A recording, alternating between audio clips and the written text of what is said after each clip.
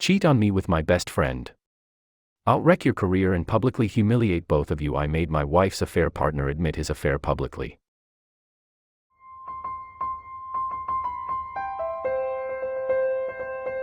So, this post apparently is what triggered the r/pro-revenge riots of 2019 over the excessive use of acronyms to represent people, MW, FBF, FBFW, in the story. Sorry about that. I have reformatted the story with fake names in place of acronyms. Also, at the end of the post I've added answers to a few questions that came up repeatedly in the comments. Shithead and Sarah have been like family to my wife and I for several years, practically ever since we moved in across the street from them. The four of us were extremely tight. Our kids are the same age as theirs and are all good friends. We were one big family unit. We did dinner together a few times a week. We went on vacations together. I truly saw Shithead as a brother, and my wife and Sarah were very close too. 5 months ago, I was completely blindsided by the discovery of an affair between my wife and Shithead. My wife had left her email open on our computer, and I saw an email from her to her longtime therapist saying that Shithead would be joining her at an upcoming session again. WTF. My mind started racing. Why in the world would Shithead be going to her therapy sessions without my knowledge? I did a search and found some other emails to and from the therapist proving that Shithead had been going to sessions together with her for about 6 weeks. I checked our mobile phone account and discovered that, since late summer, they had been exchanging hundreds of texts every day, peaking at nearly 500/day by the holidays. Speaking of the holidays, my wife and I hosted both of our families, parents, siblings, etc., for both Thanksgiving and Christmas dinner, and Shithead and Sarah joined us either for dinner or after dinner on both holidays. Text records showed that the entire time that they were at our house celebrating with our families, my wife and Shithead were texting each other across the room. They were doing that pretty much every time the four of us hung out, 4 months. And, all day every day just in general. But what bothers me the most is that they were doing it with Sarah and I right there. I confronted my wife with the evidence and she admitted that yes, she and Shithead had fallen in love. It just happened. I don't know how. But I love him and I just don't feel anything for you anymore, I'm sorry. They had gone on a school district trip together, something had happened in her hotel room, and things had moved quickly from there. She explained, as I lay face down on the couch, unable to look at her, that they had already made plans to move out and divorce me and Sarah, and while they didn't plan to move in together immediately because of the kids, they'd probably do so eventually. The meetings with the therapist were supposedly mostly for the purpose of finding a way to break this to me and Sarah as gently as possible, because they were so very concerned for our well-being. Sarah and I are fairly certain that they weren't planning on telling us about the affair at all, and were simply going to discover their feelings for one another several months down the line, after they'd come up with some other reason to divorce the two of us. My wife moved out 2 months ago. I was, and still am, utterly destroyed. I cry every day. I cried writing the first few paragraphs of this story just now. I worry nonstop about the impact on our kids. But I am also not exactly a shrinking violet when I feel that I've been wronged. And in this case I was, objectively, very, very wronged. So, a couple of years ago, Shithead ran for a Board of Education seat as a pretty extreme underdog.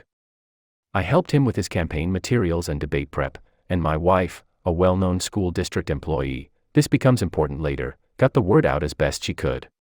Much to our surprise, he actually won in a squeaker, by just a few dozen votes.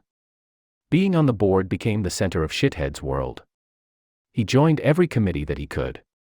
This turned into the foundation of his affair with my wife, as they were constantly going to school events and meetings together on evenings and weekends. Once I discovered the affair, my thoughts turned pretty quickly to revenge, and it occurred to me that an extramarital affair between a member of the Board of Education and an employee of the school district was at least bad politics and possibly violated district policy. Making things far worse for them was that my wife was in the running for an open administrative position, and everyone knew that she was more or less guaranteed the job and the major pay raise that came with it. She had just finished her master's degree in school administration, at the urging of her principal and the superintendent, so that she could be promoted to this specific position. I had plenty of evidence of the affair, texts from both of them admitting to it, text records showing that they were texting hundreds of times a day, emails to and from the therapist, etc. I considered simply emailing all of the evidence to the board and the superintendent, but felt like I, as the grieving, betrayed spouse, might not be seen as a credible source. So instead, I invented a fictitious, furious friend, who was planning on showing up to the next board meeting and publicly shaming the two of them for their affair. I told my wife that I'd tried to talk this person down but couldn't guarantee that they wouldn't show up and humiliate them publicly. As I expected, this led Shithead to conclude that the only option was for him to preemptively admit the affair to the board. The superintendent subsequently recommended that Shithead resign, which he did. Sarah said that he was utterly humiliated and crushed, and barely got out of bed for a few days afterward. Once word of the affair and Shithead's resignation started getting around, the superintendent, a longtime friend of both my wife and Shithead, contacted my wife and tearfully informed her that it was no longer politically appropriate for her to be promoted to an administrative position within the district. The position that had been lined up for her was later filled by an outside candidate. This sent waves of confusion and rumor throughout the district, as it was pretty well known that my wife was getting the job. The day after she was informed that she wasn't getting the promotion, my wife and I, despite our crumbling marriage, took our son out to breakfast together on his birthday, and a parent stopped by our table to congratulate her on her new role. She said thanks, then excused herself to go cry in the bathroom for a while. I let the dust settle for a couple of weeks, and then, right before my wife moved out, let them in on my little secret. There was never a furious friend threatening to expose them in the first place. Just me. Word of all of this has gotten around our fairly small town, which Shithead grew up in and my wife has worked in for nearly 20 years. My wife refuses to talk to me about how things are at work now, but I've heard from some people I know in the district that her formerly spotless reputation has taken a major hit. Shithead, formerly a gregarious social presence in our neighborhood and at events and pubs in town, has completely gone underground and barely emerges to mow his lawn. He's moving out soon, to a shitty little townhouse which is all he can afford due to all the child support he's going to have to pay his wife. My wife and Shithead claim that they plan on trying to make things work together, despite all the public humiliation. I wish them lots of luck with that. I'm sure it will be a lot of fun to show their faces together in town.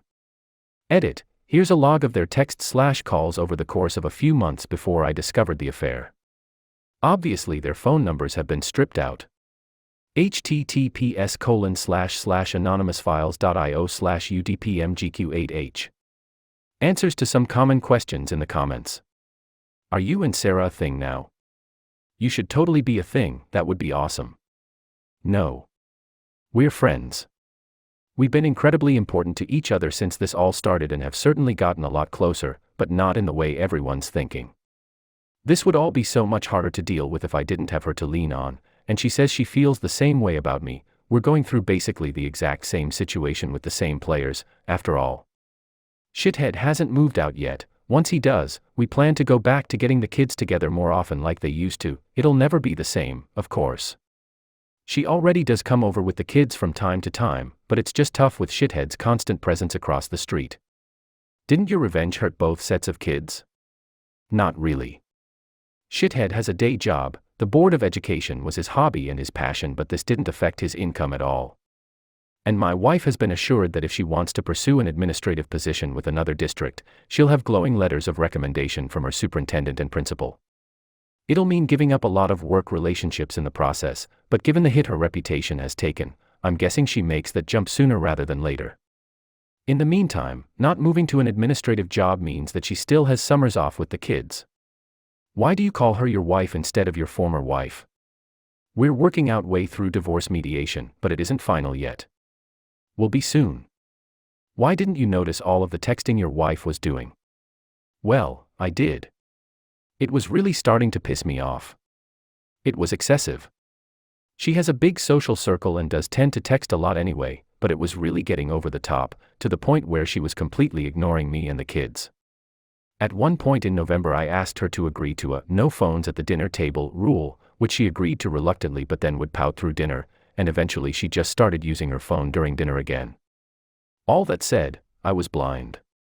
Not only was the texting getting weird, but her relationship with Shithead was starting to make me uncomfortable.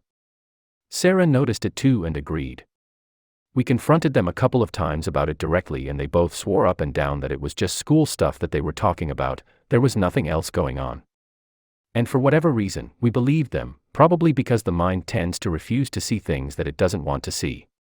Thanks, by the way, for all of the support in the comments. I couldn't reply to every one, but I did read them all, and I appreciate them, even the brutally honest feedback from people who feel that I did the wrong thing. Posting this and reading all of the responses introduced me to perspectives I hadn't considered about all of this, and reminded me most of all that the anguish I'm dealing with is pretty normal given the situation I'm going through.